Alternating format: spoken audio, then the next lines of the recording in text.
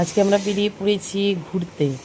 কোথায় যাচ্ছি ঘুরতে চলো তোমাদের দেখাবো। এই যে সব গিনিপিকগুলোকে নিয়ে নিয়েছি, দেখছো?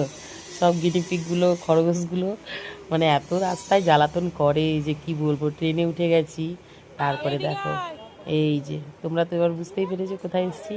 হ্যাঁ, আমরা চলে গেছিলাম নৈহাটি বড় মা পুজো দিতে। আর অনেক দিনের মানে ইচ্ছে যে পুজো দিতে যাব। তারপরে নৈহাটি নেবে চলে গেলাম সেখানে, মানে পুজো দেবো, ডালা তো কিনতে হবে। সেখানে ডালা কিনতে তারপরে আমরা ডালা নিয়ে চলে গেছি। এবার তাকিয়ে দেখি কোথায় লাইন শুরু, বোঝাই যাচ্ছে না। মানে যেখান থেকে মানুষ বেরোচ্ছে পুজো দিয়ে আমরা ওখানে দাঁড়িয়ে পড়েছি। তাহলে পুলিশগুলো ওখানে সিকিউরিটি ছিল, সব বলছে না না লাইন এখন ওই দিকে, লাইনে যাও। ওর পর তো তারপরে হাঁটছি আর হাঁটছি, লাইন আর খুঁজে পাচ্ছি না। তারপরে সেই মানে নৈহাটি পার করে দিয়েছি লাইন খুঁজতে খুঁজতে। সেদিন ছিল রবিবার, আর আমরা আগের থেকে জানতাম না যে রবিবারে এত ভিড় হয়।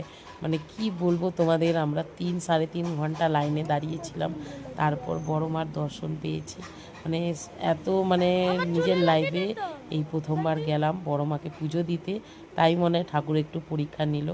এতক্ষণ লাইনে দাঁড়িয়ে দাঁড়িয়ে দাঁড়িয়ে মানে প্রায় 4:45 থেকে দাঁড়িয়ে দাঁড়িয়ে পুরো 7টা বেজে গেছে মন্দিরে ঢুকতে ঢুকতে। আমরা বাড়ি থেকে বেরিয়েছি, বেলাই হয়ে গেছে 2-2:30।